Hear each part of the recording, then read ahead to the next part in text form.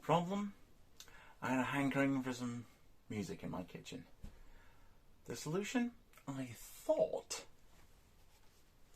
one of these, a Bluetooth speaker. The mistake, they're not brilliant, and they have some major drawbacks, as I soon discovered. This thing, it is quite nice. It had Bluetooth.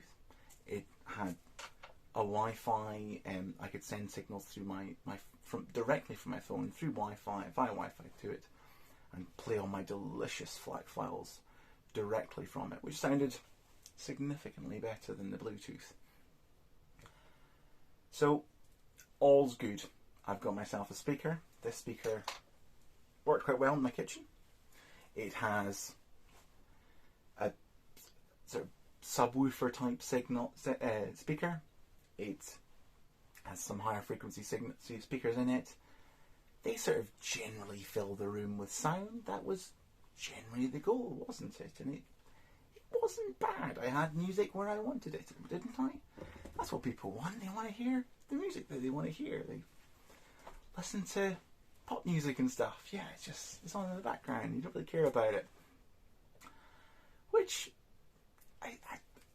I wouldn't be here if that's how I really felt about music. But anyway, I had that. That was a solution I could afford. It didn't cost me much money at all. It was 90 quid, and that seemed great. I was going to have my needs fulfilled for something, some sound in my kitchen, and this was going to do that fulfilling. It was going to fulfill my life. My kitchen would be fulfilled, and it met that need until Samsung decided that they've got a newer bit of kit that they want to update their software for. That the drivers from this or whatever is no longer something they want to be supporting for whatever reason. They've got some multi-room thing they want to be doing that, I mean, multi-room's grand, but it's far more often a pain in the neck than it is any kind of thing that you actually particularly want. Those few occasions when you do want it to work, you spend more time fiddling around with settings and finding which rooms you want. It's grand, but they can sell you it because it's new and fancy, and what you were actually wanting, that basic and assuming would be there, would be decent sound quality. But that has gone a long way away now. They're far more interested in providing this new fancy idea of hands-free thing than the basic thing that you actually already had, and people have had for quite some time. And that's kind of how I stumbled into my solution. So my solution was, I happened to be looking through Gumtree or YouTube or something, and there was a couple of decent speakers. They were quite cheap. People are getting rid of these things and replacing them with their gorgeous Bluetooth devices because they're smart and clever and do all the fancy things that you want to do, don't they? Apart from producing good sound. Anyway, so somebody was selling off these speakers. They were selling off, I thought was quite a good price for the speakers, and chucking in a receiver. Like, what on earth use would I have for a receiver? It was a 1990s receiver. This predates HDMI. What possible use could I have for that?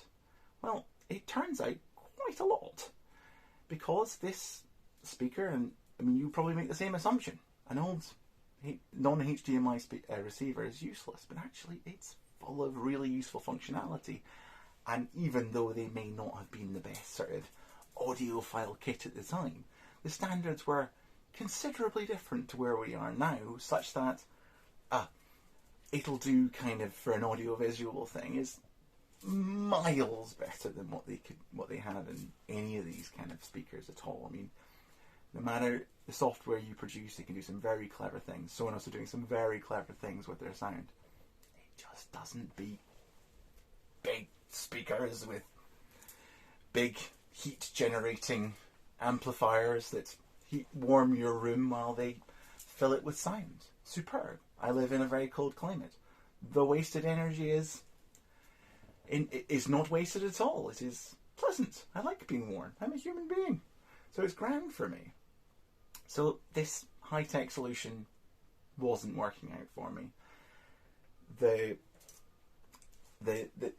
solution to get this for my kitchen, I get my nice speaker. I could plug it in. I could use a 3.5mm jack. And I had one in my phone. It's easy. I got my phone as a 3. Yeah, we all know how that ended. I have one of these now, obviously, and all working kind of all right. But you know, as much as I bemoan it, some of those smart features are quite nice. And Amazon happened to have a sale, and one of these things cost me 20 quid at the time. 20 quid, not bad. So I can add in everything that this one had, because this is still streaming flat quality files, even higher actually than flat quality files, through my Amazon Prime subscription. That is pretty much the cheapest and highest quality. It's not grand, but it works. I had that already, so get myself one of these. It streams directly. I've got all of their choice and all of their sort of bad AI in this, and actually the sophistication of this in terms of its processing, because it's all outsourced. It is, the processing actually doesn't occur on the device itself. It means that it's quite capable and quite future-proof in terms of the developing the software. They don't have to, like they were with this thing, send over their updates and update their software and all that kind of stuff. None of that happens. This is just a little speaker with a Wi-Fi router and a tiny little preamp in it. That's it. It's nothing. It's just very simple, very future-proof. And we'll see how that pans out. There's some suggestion that Amazon might not be resourcing its development of its software quite so much, because it turns out that spying on people wasn't the money revenue spinner that it would be in other places in the world, and it wouldn't be in our own place, because mostly you're overhearing completely redundant conversations about different recipes for spaghetti bolognese than you are anything that could be used to market to people. Anyway, for now, and I still think for a good few years, these work. These have nice connections and a little connector, a little 3.5mm connector. So I take my receiver, my useless to everybody receiver, and I plug it into my useless and not very good sounding thing. And what do I have? Pretty good setup. Because the amplifier in this is not great, but it's sufficient to drive the signal to the amplifier that then does all of its lovely retro warming the room and filling it with lovely sounds. And it genuinely sounds pretty darn amazing, and miles better than that ever did, miles better than anything Sonos can do. It's superb, and it cost me 20 quid for this. It cost me 20 quid for the amplifier, which was thrown in as with the speaker that turned out to be rubbish, but got myself a nice Yamaha speaker. It was being chucked out. People didn't want it. Why would I want this? I've got my fancy Sonos thing. It costs a whole bunch of money and it sounds okay.